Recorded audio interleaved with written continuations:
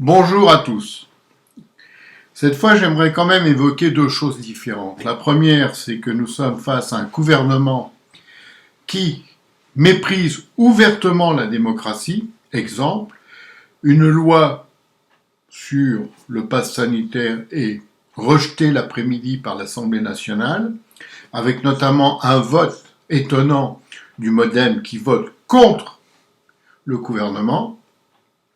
Que fait Castex, le Premier ministre? Le soir même, en catimini, il rebalance la loi, du jamais vu, et elle passe. Donc là, on est dans un déni clair et net du système français. C'est-à-dire que l'Assemblée nationale n'a plus aucune vocation, on ne parle même pas du Sénat.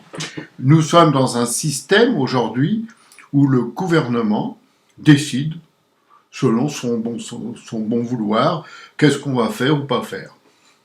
Alors, pour revenir à l'autre question, le pass sanitaire, il est évident qu'à partir du moment où on veut vacciner tout le monde, ou le plus grand monde possible, ce pass sera obligatoire. Alors, il portera le nom que vous voulez, hein, ça sera un passeport, une carte, un code, hein, ça sera comme vous voulez, mais ça sera obligatoire. De toute façon, il y a déjà des pays aujourd'hui où vous ne rentrez pas si vous n'avez pas ce code. Hein, ce ne sera pas des tests qu'on vous demandera, c'est le code. Dans un premier temps, on fait exactement comme pour les masques d'ailleurs. Hein. Il n'y avait pas de masque, donc c'est pas obligatoire. Bon, si vous voulez, même il faut pas en porter, ça sert à rien. Dès qu'on a eu les masques, on savait qu'il y en avait beaucoup, il y en avait dans toutes les grandes surfaces, c'est devenu obligatoire. Donc, qu'est-ce qu'on va vous faire? La même chose avec le vaccin. Tant qu'une minorité de gens sont vaccinés, c'est pas la peine de le rendre obligatoire parce que ça poserait trop de problèmes.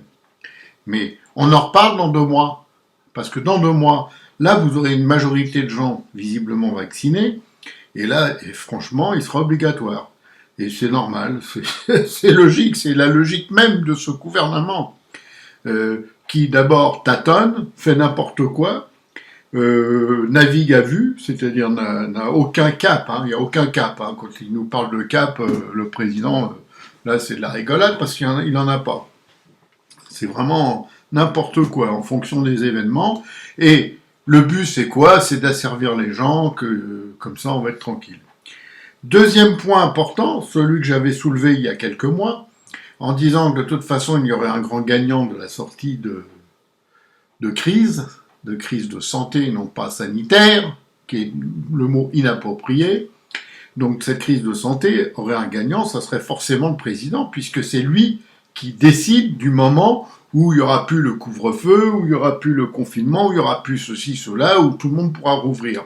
Et d'ailleurs, si vous regardez bien les dernières informations de la désinformation, sont claires et nettes. On est en train de nous vendre la sortie de prison, la libération, le bon vivre, tout est revenu comme avant, tout va revenir comme avant, etc., etc. Moi, je vous le dis, je le dis depuis le début, de toute façon, je ne vais pas changer, je vois pas pourquoi. On nous prend pour des cons. Mais bien, hein, c'est fait avec, disons, maestria presque, on pourrait dire. Que fait Macron? Macron, c'est le directeur de l'école maternelle France. Il a considéré que tous les Français sont des petits-enfants, donc on va leur parler comme à des petits-enfants, c'est ce que fait Macron, c'est ce que fait Castex, c'est ce que font tous les ministres. On nous parle comme si on était des tout-petits, là. Vous savez, attention, hein, si tu fais ça, c'est pas bien, etc., etc. Question, décision, on crée des lois, en veux-tu, en voilà, qui ne seront jamais appliquées, parce que c'est le principe aujourd'hui de notre système, on crée une loi qui ne sera pas appliquée. Quel est l'intérêt? Il n'y en a pas, surtout qu'on a un code qui est très bien fait, où presque tout est marqué. Mais bon, ça, ils ne savent pas lire. C'est pas la peine de leur demander l'impossible. Et que les médias, alors pendant ce temps, les médias continuent imperturbables, hein. Et vas-y de la table ronde, et titati, et tatati, et puis voilà, c'est tout. Donc on est clairement sous anesthésie, clairement embrigadé dans un système d'abord qui est mauvais, parce que si c'était bon, pourquoi pas, mais c'est mauvais.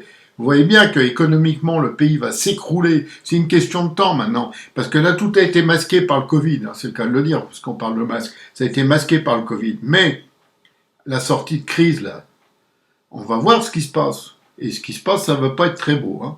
Moi, déjà, je vois autour de moi le nombre de faillites, c'est colossal. C'est-à-dire que j'en connais presque plus qui sont capables de repartir.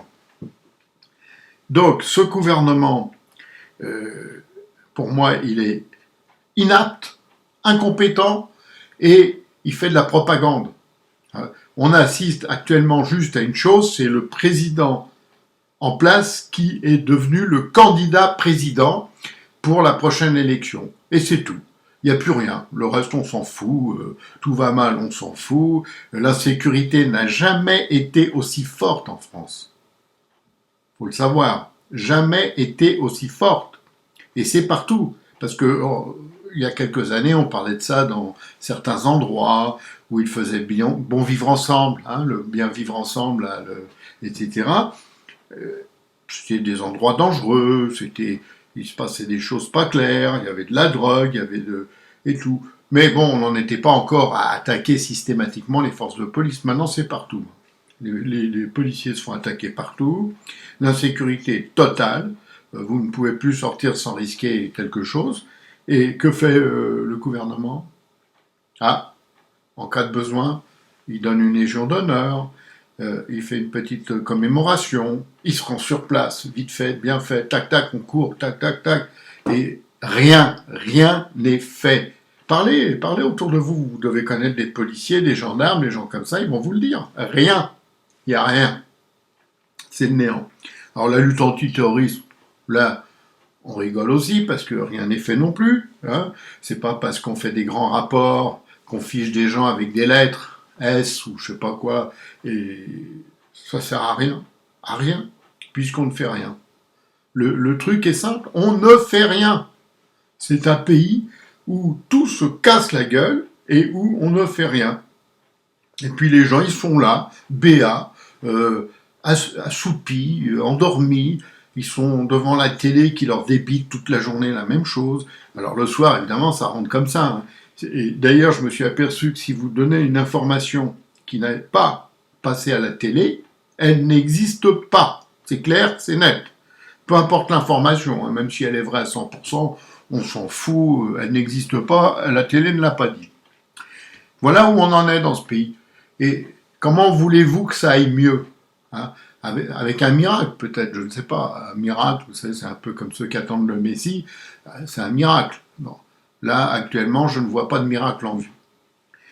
Dans un an, il y aura les élections. Il y en a quand même des élections maintenant. Vous voyez, là, au mois de juin, c'est maintenant. Bizarrement, c'est le néant, c'est le vide. On n'en parle presque pas. Les candidats, je regardais pour savoir qui était là, qui n'était pas là. Ils n'ont même plus d'étiquette politique. Ils sont presque en douce, quoi. Tout est fait discrètement, histoire qu'on sache pas qu'un tel est de tel parti, un tel est de tel autre parti. On est dans un système complètement ringard, ça c'est sûr, et qui est complètement foutu, quoi. Ça peut pas marcher, c'est pas possible. Hein. Je peux vous donner des exemples. Là, je viens de publier un article d'un lecteur là, qui a été arrêté dans une forêt pour le masque, où le brave monsieur, il était tout seul dans sa forêt, il est tombé sur des policiers qui lui ont mis 135 € d'amende parce qu'il n'avait pas de masque. Or, de bonne foi, il a dit qu'il n'y avait même pas d'inscription comme quoi il fallait porter un masque dans ce genre de forêt. Il promenait son chien, je crois, de mémoire. 135. Il a contesté, on lui a dit, c'est pas la peine. Ça, c'est le problème numéro un, c'est que plus rien ne bouge. Plus rien ne bouge. Les gens sont comme s'ils étaient tétanisés, voilà, en attente. Ils sont en attente. Alors, évidemment, quand on leur dit, ça y est, tu peux aller boire un coup dans une terrasse, là, ils courent, ils truquent, ils machin, c'est la libération, c'est tout. Mais tout ça, c'est du factice. Hein. Qui nous a enlevé nos libertés? Qui l'a fait? C'est bien ce gouvernement, c'est bien Macron. Alors pourquoi, en France, on a cette propension à ne jamais vouloir voir la chose? Et comme je dis toujours ce fameux proverbe hindou, pourquoi s'en prendre à la flèche quand le tireur est présent? Et le tireur, il est là. Le tireur, c'est forcément le président de la République, celui qui est à la tête de l'État. même s'il fait rien. C'est lui le responsable numéro un. Il y en a pas. Après, il y en a peut-être d'autres, mais c'est lui le numéro un. C'est lui qu'il faut combattre. Eh bien non, on s'en fout. Et là, je parie tout ce que vous voulez, mais c'est facile, hein, sauf s'il ne se représentait pas, ce que je peux pas savoir aujourd'hui avec certitude, que Macron sera réélu. Peu importe d'ailleurs le nombre de votants, parce que ce que les gens n'arrivent pas à comprendre, c'est peu importe le nombre de votants. Hein, ce qui compte, c'est d'avoir la majorité plus une voix. Donc il sera réélu tranquillement. On va faire des tables rondes, on va faire des heures et des heures de discussion, parce que certainement il aura un peu moins de pourcentage qu'en 2017. On dira quand même, son élection a été difficile, il a baissé, regardez, attention, attention. On nous prend pour des cons, quoi. Hein, ça continue. Bon, j'arrête, je vais m'énerver, c'est pas bon pour ma santé. En attendant, je vous demande une chose, c'est gratuit, en plus, ma chaîne est gratuite, donc c'est de partager un maximum, que dire à vos amis quand même qu'il faut qu'on arrête de nous prendre pour des cons, quoi. C'est plus possible. Il va arriver un moment où, oh, qu'est-ce qu'on va faire, là? Hein, c'est déjà complètement grave, grave, mais vraiment grave cette situation où c'est plus possible d'ouvrir une télévision et d'écouter un journal, c'est même plus possible. Donc, dites à vos amis que cette chaîne existe, partagez, abonnez-vous, c'est gratuit tout ça. Et au moins, soutenez-moi parce que plus on sera, peut-être qu'un jour, grâce à ça, on pourra se défendre. Mais là, c'est cuit. Hein. Je vous dis franchement, tout ce qu'on essaye, on essaye des tas de trucs. Il n'y a rien qui marche parce que les gens, ils sont là, tranquilles, ils attendent et ils dorment devant le poste de télé. Sur ce, je vous dis bonne semaine à tous, à bientôt et à la prochaine.